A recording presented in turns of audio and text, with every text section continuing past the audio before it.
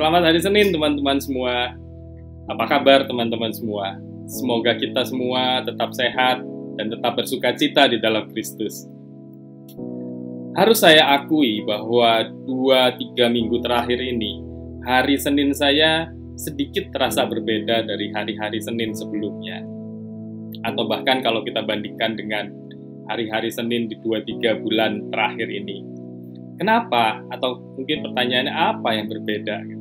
Yang terasa sangat berbeda adalah atmosfer ketidakpastian yang saat ini melanda sebagian orang yang ada di sekitar kita. Atau mungkin bahkan melanda beberapa dari kita, saudara. Dan memang saya tidak bisa menyalahkan teman-teman saya yang menjadi cemas hari-hari ini. Karena memang berkembangnya pandemi COVID-19 ini tiba-tiba melonjak dalam waktu kira-kira sebulan terakhir ini. Faktanya memang pandemi ini tampaknya sedang meningkat hari-hari ini. Tapi hari ini saya tidak akan menambah kecemasan teman-teman semua dengan data-data yang mungkin teman-teman semua juga sudah ketahui. Tapi saya ingin melihat satu sisi lain dari pandemi ini yang saat ini kita alami. Begini teman-teman, salah satu kondisi emosional yang khas atau unik yang terjadi pada pandemi kali ini adalah timbulnya rasa keterasingan atau isolation gitu ya dalam bahasa Inggrisnya. Yaitu kondisi yang terjadi karena pandemi ini memaksa kita atau membuat kita harus membatasi interaksi kita, khususnya aktivitas bersosialisasi kita. Yang saya maksud dengan aktivitas bersosialisasi itu tentunya yang kita lakukan dengan teman-teman kita atau orang-orang lain yang dekat dengan kita. Pandemi ini sudah memaksa kita gitu ya, untuk beraktivitas dari rumah. Kita harus bekerja dari rumah, kita harus bersekolah dari rumah, kita harus beribadah dari rumah, dan seterusnya. Apalagi dengan diberlakukannya PPKM darurat saat-saat ini. Hal ini makin mengkotak-kotakkan area di mana kita bisa beraktivitas, di mana perjalanan lintas batas kota menjadi lebih sulit untuk dilakukan. Akibatnya, saudara, tidak sedikit dari kita yang secara fisik benar-benar terasing dari dunia di luar kita. Kita harus bersyukur kalau kita masih berkesempatan tinggal dengan keluarga kita atau dengan orang-orang terdekat kita. Meskipun hampir sebulan ini kami di kantor kembali memberlakukan aturan 100% work from home, saya masih bersyukur karena setiap hari saya masih bisa berinteraksi langsung dengan keluarga saya, berbagi cerita dan tawa saat makan bersama, membahas berbagai hal penting dan tidak penting ya, dan sekedar nobar pertandingan Euro 2021 dengan anak saya. Saya sempat bicara dengan seorang teman yang bercerita bahwa ia merasa tertekan karena dirinya hanya tinggal seorang diri di apartemennya, di tempat tinggalnya, dan benar-benar tidak bisa atau tidak pernah melakukan kontak fisik dengan teman-teman atau saudaranya dalam beberapa minggu terakhir ini. Karena memang dia adalah seorang yang patuh mengikuti anjuran untuk mengurangi kontak fisik dengan orang lain seminimal mungkin. Jadi komunikasinya dengan orang lain itu benar-benar terbatas, hanya sebatas tampilan wajah teman-temannya itu atau rekan-rekan kerjanya di layar smartphone-nya, atau kalau dia pakai notebook di layar notebooknya. Dan hal ini benar-benar membuat dia frustasi gitu ya. Apalagi kalau rekan kerjanya atau rekan bicaranya gitu ya, memutuskan untuk tidak menyalakan kamera atau off cam gitu. Jadi dia marah kali kalau sekarang itu kalau dia meeting online gitu dan semua off cam gitu. Kenapa? Karena dia merasa ini satu-satunya cara saya berinteraksi dengan kalian gitu. Dan kalian tidak mau menampilkan wajah kalian gitu. Jadi ada rasa keterasingan yang timbul di dalam hati dia gitu. Rasa kenapa sih aku nggak bisa ketemu orang gitu ya. Dan itu makin berat buat dia gitu. Makin hari makin berat. Kondisi keterasingan ini akan terasa lebih berat lagi jika seorang sampai terpapar virus ini dan mengalami gejala berat gitu. Sehingga harus menjalani isolasi mandiri. Kalau kita udah harus menjalani isolasi mandiri karena kita terpapar, maka segala kontak fisik itu akan benar-benar terputus. Padahal saat-saat itulah seseorang mungkin justru memerlukan dukungan orang-orang terdekat mereka.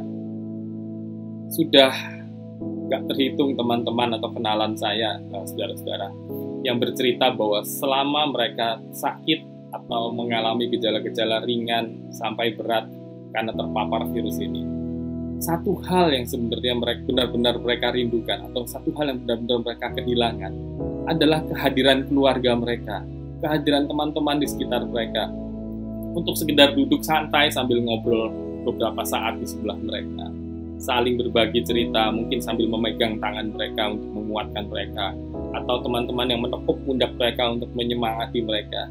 Karena hal ini sudah tidak dimungkinkan lagi saat ini, karena besarnya resiko penularan virus ini. Dan saya setuju sekali akan hal ini. Pada satu-satunya pengalaman di mana saya dirawat di rumah sakit karena DBD tahun 2016 lalu, jam berkunjung pagi dan sore adalah waktu yang saya nanti-nantikan. Karena pada saat itulah biasanya wajah-wajah yang saya kenal akan muncul di pintu ruang perawatan saya untuk menyemangati, untuk ngobrol bareng, untuk tertawa bareng, untuk menyemangati saya jika sembuh. Dan hal itu memang sesuatu yang menguatkan dan mempercepat pada dasarnya proses pemulihan di rumah sakit. Ya, memang mereka yang bergejala ringan masih bisa melakukan video call atau bicara lewat telepon atau chat. Tapi perasaannya akan sangat berbeda ya, dengan kehadiran langsung orang-orang yang mereka kasihi di sekitar.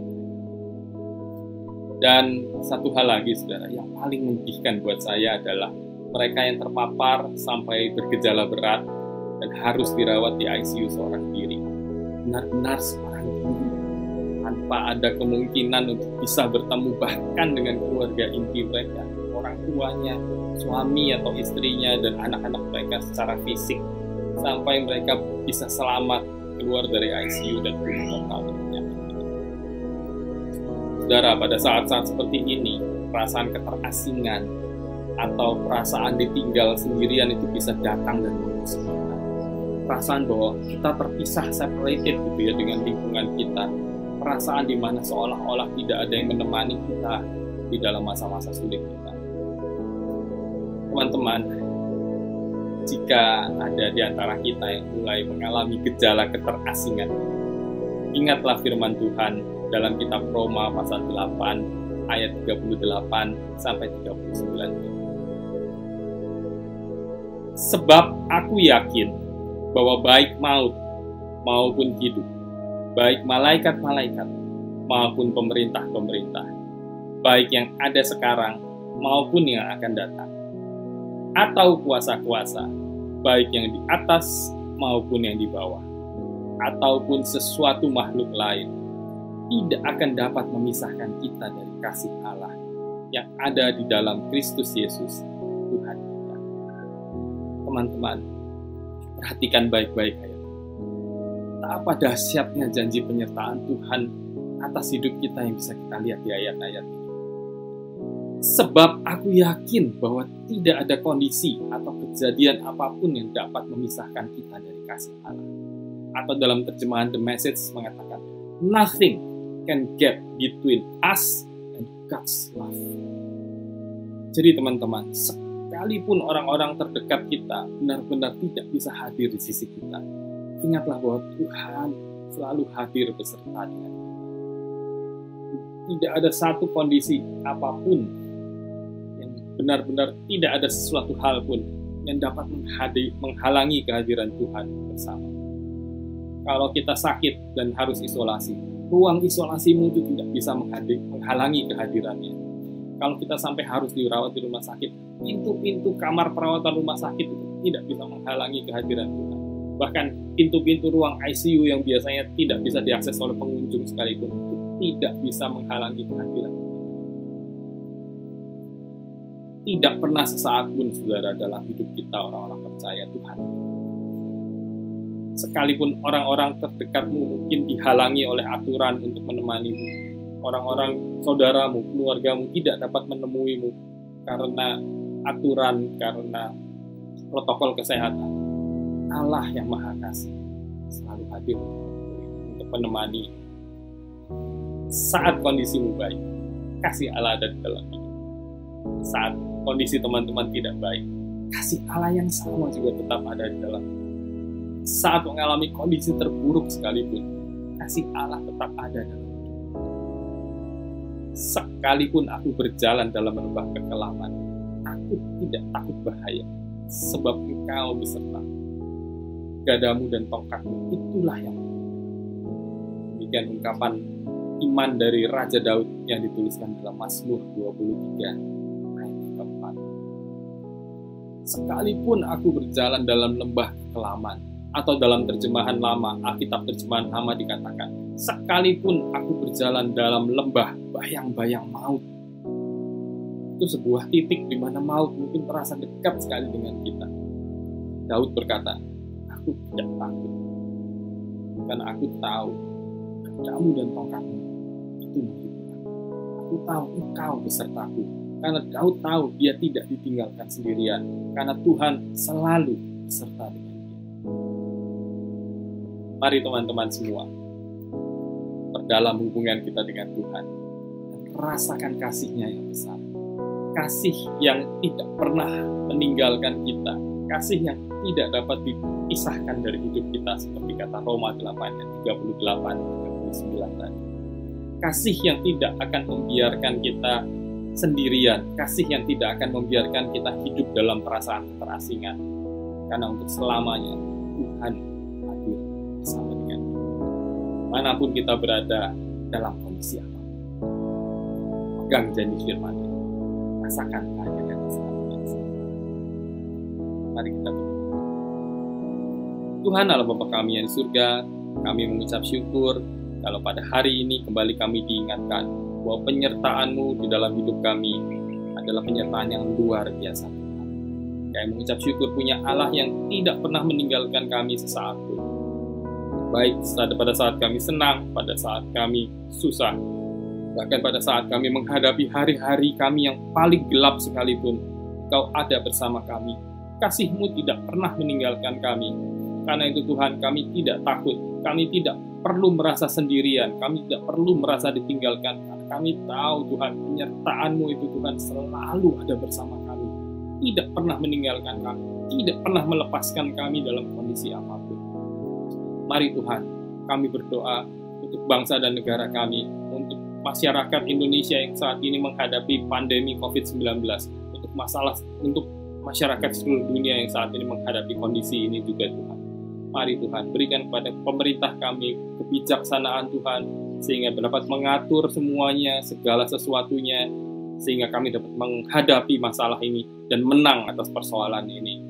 Kami berdoa untuk setiap dari kami Tuhan di tempat ini, saudara-saudara kami, teman-teman kami yang masih sehat, kami yang mungkin ada yang terpapar, kami yang mungkin ada yang sedang sakit. Kami percaya kasih dan penyertaan-Mu itu tidak pernah lepas dari kami. Kasih dan penyertaan-Mu itu melindungi kami. Bagi teman-teman yang sakit, kami berdoa di dalam nama Tuhan Yesus. Kami percaya bilur-bilur Yesus, bilur-bilur-Mu akan menyembuhkan, menjamah, melepaskan, dan memberikan kami kemenangan satu persatu. Kami mengucap syukur Tuhan untuk hari ini. Kami mengucap syukur Tuhan diingatkan Tuhan, penyertaan-Mu dahsyat dalam kehidupan kami. Mari Tuhan tetap tinggal di dalam hidup kami Tuhan, beserta dengan kami. Pimpin kami senantiasa Tuhan, karena kami percaya, kami mengandalkan hidup kami hanya kepada-Mu. Terima kasih Tuhan, kami mengucap syukur. Kami berdoa juga untuk memimpin kami di gereja, berikan kepada mereka juga hikmat, penyertaan, penguasaan yang luar biasa dari Engkau saja. Setiap dari kami juga Tuhan, kami berdoa, penyertaan-Mu enggak pernah. Terima kasih Tuhan, hanya di dalam nama Tuhan Yesus Kristus, kami telah berdoa dan mengucap syukur. Haleluya, amin. Selamat beraktivitas saudara, Tuhan Yesus memberkati, salam sehati.